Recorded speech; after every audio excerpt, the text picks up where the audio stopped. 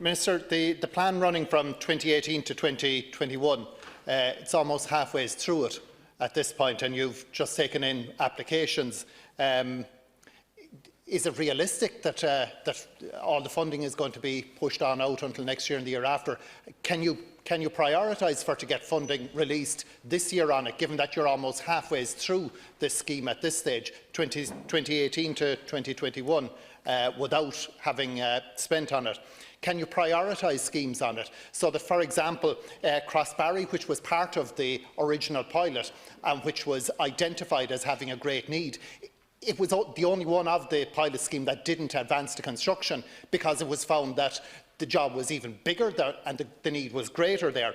They had all the works done, the background works and so on, and now they're back in having to wait for the review and having to wait for a whole new application despite having been delayed all along. Can schemes such as those be prioritised, Minister, because they've already gone through the mill on it and been assessed as and identified as having a need? Minister, there's also the fact that you have a number of different classes of schemes, smaller ones that would only deal with one housing estate, other ones that would supply a whole village and possibly open up and unlock other lands for housing.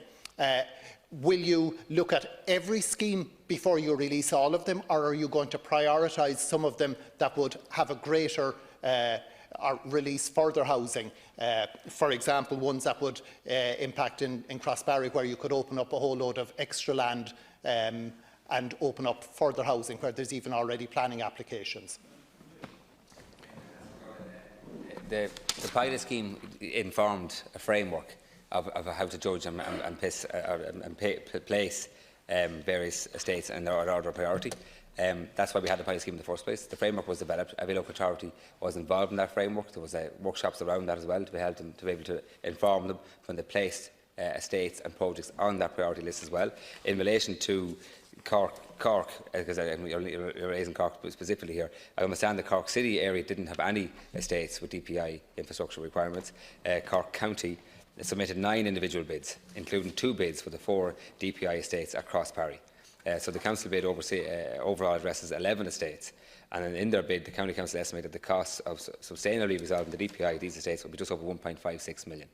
So there is, again, the extra panel when they're formed in the next couple of weeks. They'll use the framework and the criteria set out there, which has 3 categories, all right, and they'll make their calls on that. But naturally, every local authority was asked to fully detail why they're putting forward various estates and the priority listing behind that as well. So I would imagine that that's all included in their application, and that's what the expert panel will judge on as well. So we are going to try and prioritise key areas as well. Public health is a major part of that framework as well. And to be clear, the framework funding that was set aside, it's funding that was ring-fenced over the 3 years. And will be spent accordingly as well. So it was 18, 19, 20, 21. Sorry, halfway through 18 anyway as well. So that money is still there, and that's what it's for, to fund these infrastructures, which I might add are there since the 1990s and the early 2000s. And Minister, back again to the question about prioritising, whether you're going to look at every scheme and release them all in one big bang, or are you going to recognise that some places can give you much faster houses on the ground, places such as Crossbarry, where there's already planning applications and so on, and that development is being held up because of the absence of these schemes.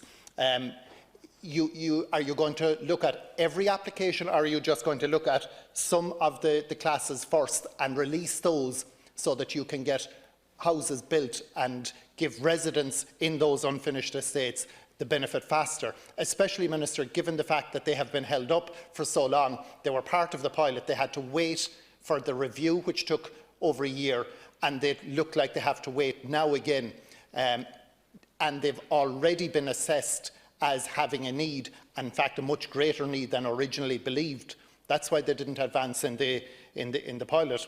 And finally, Minister, you have 31 million. How are you distributing that across the 3 classes? Have you made a decision on that? And can you clarify how you plan to spend that? And the very last point, Minister, given that this is a 2018 to 2021 scheme, you're halfway through at this stage. Will you release some of that funding before the end of the year to let them get on with it, especially as time is slipping on it? Correct, I can be clear again, we're not halfway through. The funding is allocated in an envelope for a couple of years, so it's not the case of anyway through. The money has to be spent on these estates before 2021.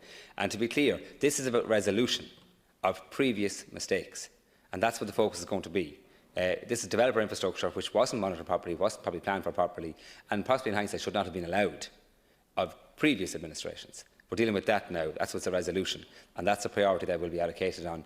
Again, the expert panel will judge the applications as they've come in. As I said, Cork has made 11. Crossbarry is mentioned there as well, and the criteria is there to be judged on. That's what the expert panel will use. I'm not going to tell our Minister Murphy tell an expert panel how to judge using assessed criteria that's set out there very, very clearly. That's what they'll do. But it's about resolution and it's about putting right mistakes of the past.